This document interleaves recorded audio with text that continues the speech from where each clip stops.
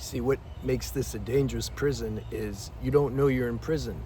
You actually probably think you're in heaven. I used to think I was in heaven because of the dopamine hits I would get from being in prison. The lust is the prison, and the lust is the warden that keeps me in the prison, and I'm both. I like put myself in prison, and then I'm like the warden that keeps me in prison. Imagining that I'm having fun and I'm living life, and I'm no, it goes further than that even. Then you hear the people now who talk about, and I went through this too. No, man, I'm like transforming the sexual energy. I play with myself all day, and I stimulate the energy, and then I don't release, and it like gets spiritualized. And then I bring it up through the microorbit or the chakra system, then I project it out, and then I manifest. You see what a deep prison, man. The mind is beyond clever in its genius of playing the role of darkness or our shadow side.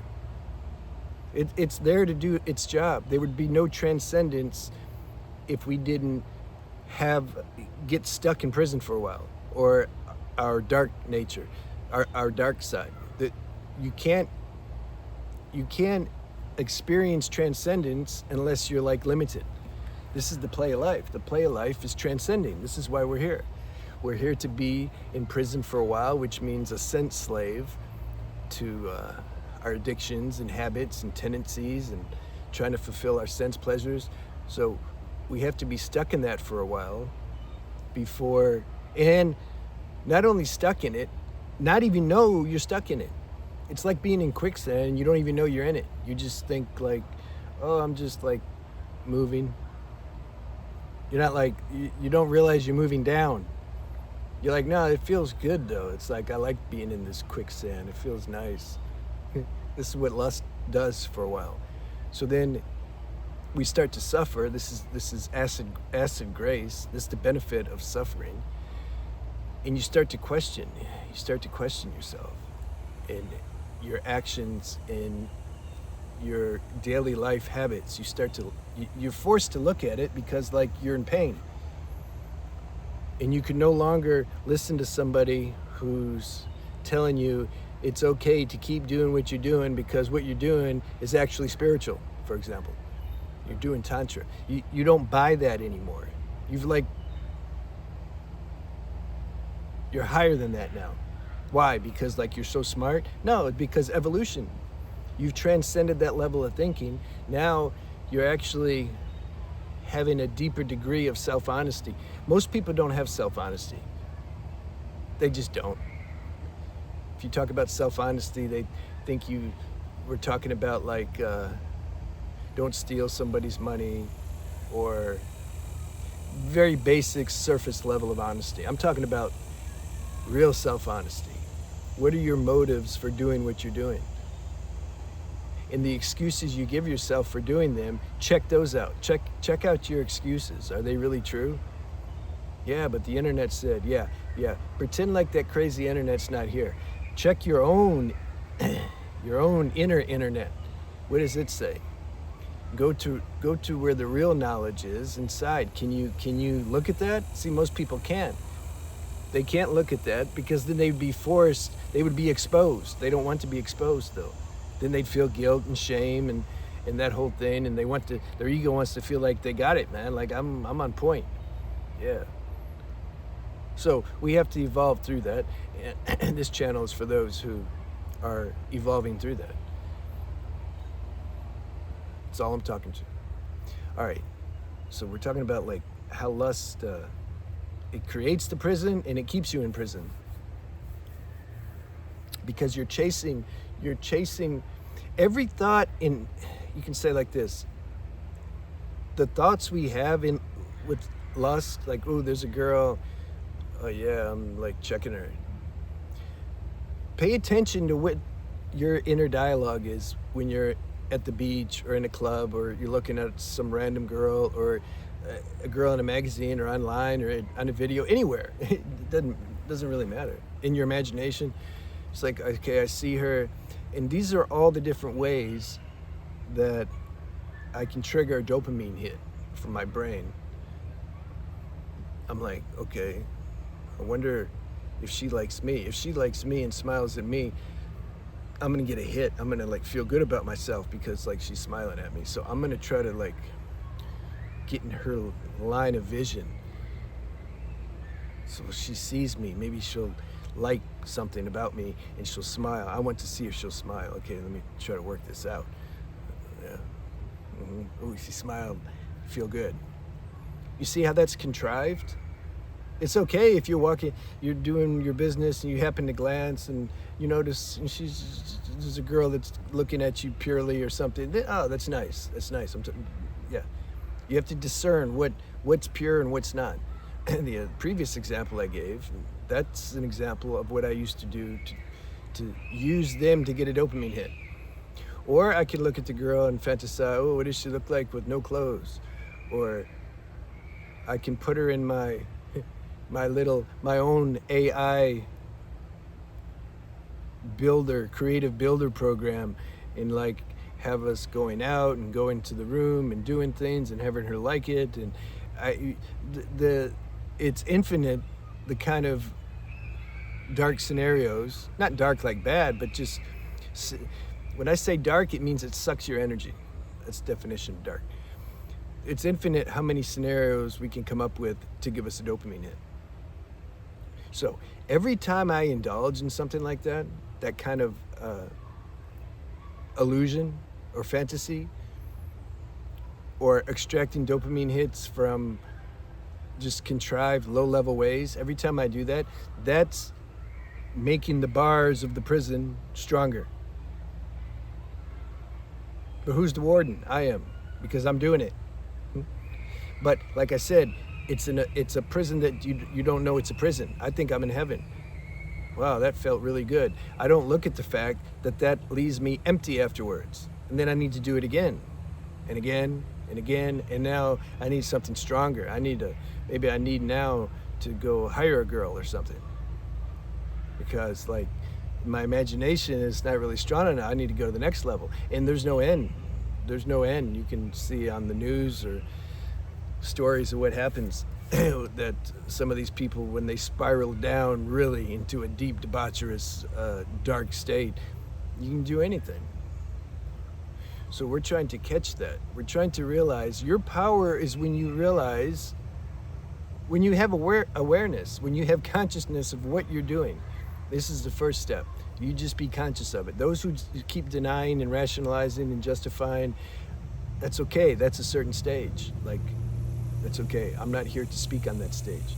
I'm here to speak on the stage where you already have some awareness of like, and some self-honesty of what you're doing and how that is creating chains.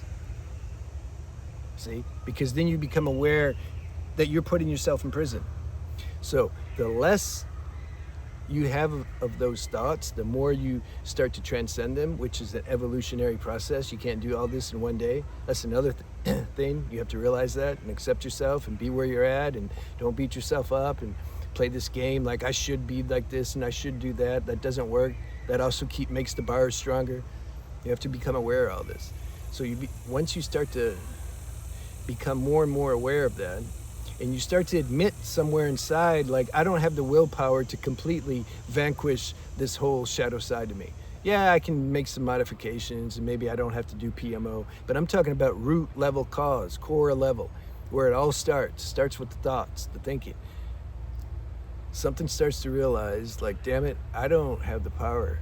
I just don't. Maybe a few days or a week, but then a situation's gonna present itself and I'm just gonna get caught up. I'm gonna say, well, I'll just dabble one more time. Okay, yeah, how many times does that happen? I did it for like years, man. So then something really realized, something clicked. I said, I can't do this. I don't have the power to do it. I have the power to do some other things and other people will think that's pretty badass, but when it comes to this, I don't have the power. I can't reach inside my core level and just pull out the insanity somehow that keeps getting projected in the form of fantasy and craving for like dopamine hits via lust and fantasy, imagination. How did just whatever I have to come up with in my mind to get a dopamine hit, I would do, and I couldn't stop doing it. So then you admit that, and then more and more and more. It's not a one and you're done admittance. No, you just become aware of when you're doing it, and then admit, I don't have the power to stop doing it. The energetic pull is so strong, I can't not do it. Then you might find yourself asking some greater power to help you in that moment. Can something help me? And then you keep doing that, and then day by day and month by month and year by year, you'll start to notice there's some transcendence. And then when you're not feeding this lust, you'll notice the bars of the prison and the warden, they just kind of disappear. And then you realize, whoa, it was like a self-made prison. I put myself in prison. And I couldn't get out. And I didn't even know I was in for a long time. Yeah. You're like, damn, life is a trip. And then you understand others more. And then you have compassion. You see all the stages, you've been through all the stages. So they can't fool you. You know the stage. All right. What else? Let's see if I missed anything. I think I got everything. So lastly, let's just talk a little about freedom. So when your mind, when you're no longer a slave in this, you can say, prison cell that lust created for you, then what? What's life like then? Yeah, you have to find out and see. It's different, I'll tell you that. I did not know how much energy and attention was caught up in lust, both on subtle and gross level. You understand the difference? I'm not talking about the obvious gross level, there's a girl and you're just totally undressing her in your mind and thinking about banging her. That's okay, yeah, that's obvious, right? I'm talking more subtle levels. Putting yourself in situations where girls look at you, taking your shirt off at the beach, trying to flex these gains. Look at those gains. Because then you want her to, you want her to do. I'm talking about that part that the mind justifies by saying, oh, it's natural though. This is natural. I'm a man and that's a woman and all that. See, I'm trying to clear something up. That part, what I just said, and also some people, they like to remind me that they say, look, I'm in my 20s, and I'm like, bro, I already made this video anyway. But I know not everybody can see every video. Many new people are coming. By the way, my True Health book is out. You can see that. I announced these books for the people who are new to my channel and they want to know about that. And some of you have been waiting for it, and so that's out. You can see my website. So the new people sometimes come and they say, look, you're older, it's easier for you to do this than me. Okay. Number one, maybe or maybe not. Yeah, you know why it's easier for me to do this? Is because I've been working at this for a long time. It's not like you automatically hit the age 50 and all of a sudden now it's easy. Yeah, those that don't believe that, all you got to do, you can go anywhere if your eyes are open, but if you really want to see, go to Thailand or Cambodia or Brazil or go to any of these spots where the tourists hang out and they try to get girls, and look at the ages there. Predominantly 40, 50, 60, 70. I saw an old man, he couldn't even walk, and he had 2 girls helping him, and he was happy. I was happy for him. Good. Do what you do, man. But there's all ages too. It's not just 20, 30s. My point is, this doesn't just go away. In fact, it gets stronger the older you get. Yeah, ask some older people who struggle with this. That habit and pattern gets stronger. So that part I want to say, and also I want to say, you check yourself and see how that's a subtle justification that you're using, how the mind's coming up with saying, oh, but it's easier when you're older. Why are you saying it? You check your own self and see, why am I saying that? What's your point? Now your mind you probably won't even be able to get to the bottom of it, because the mind doesn't want to see its motives for saying things. I know.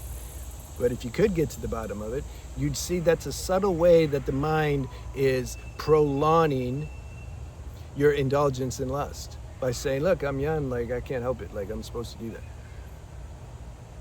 Yeah. Catch it if you can. If you don't believe it, that's also fine. Like it doesn't matter. I'm talking to those who can hear the message. That's it. Those who can't, I'm not here to try to sell this idea. It's not an idea. This truth to anybody. So another thing is, I admit I've made a bunch of videos saying how hard this is on a certain level. Like, I know it's hard. I'm not saying like you should be able to do this. It's almost like they project maybe their critical parent onto me, and I'm saying, stop doing that or something. And I'm like the last one that's doing that. I don't talk like that.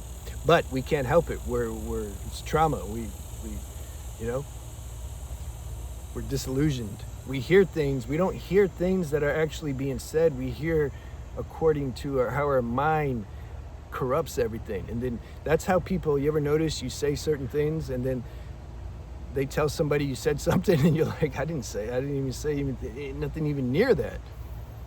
Because they heard it. They think they heard it. Yeah. Most people hear what their mind tells them. They don't hear what's actually being said. So this is important to catch out. So after you start to become free of this, yeah, your life it's like a new life. I didn't know how much time and energy I was wasting doing all this stuff until like I stopped doing it.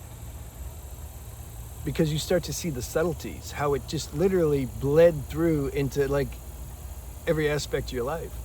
It did mine. Like everywhere I went, man, that would be in the background somewhere. Most of the time in the foreground. Like just being aware where the girls are at. So when that subsided, it's like what are you gonna do now? What are you gonna think about? Like, what do you do if that's not there? Yeah, you have to see. You have to find out. I'll tell you this: you'll have a lot more. You'll be able to focus your time and energy a lot more clearly and productively. Imagine if you're free of that defect. It's like the ultimate defect. If you're free of that, now you can start to get synergized and start to look at your life and see, what do I really want to do? What's really important? Because before, that was all warped. You couldn't look at things clear because lust would be in there corrupting your analysis about your life and what you should do or not do. I mean, I would go to other countries, certain countries, just because I thought, just because of the girls somehow. I would say I'm going for other reasons, but really I was interested in the girls. Any decision I made, I couldn't like figure it out in a clear, pure way because it was corrupted by lust.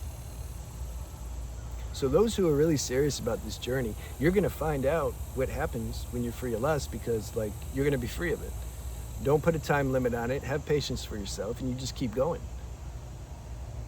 Is there a choice? Can you gonna force it? The more you try to force it with some grit, it actually slows you down, because that stresses you out and then you end up relapsing. It's a very fine paradoxical balance. You try at the same time you let go of the results, because you're not running the show, this evolution. You can't make yourself, if you're 20 years old now, you can't make yourself 40.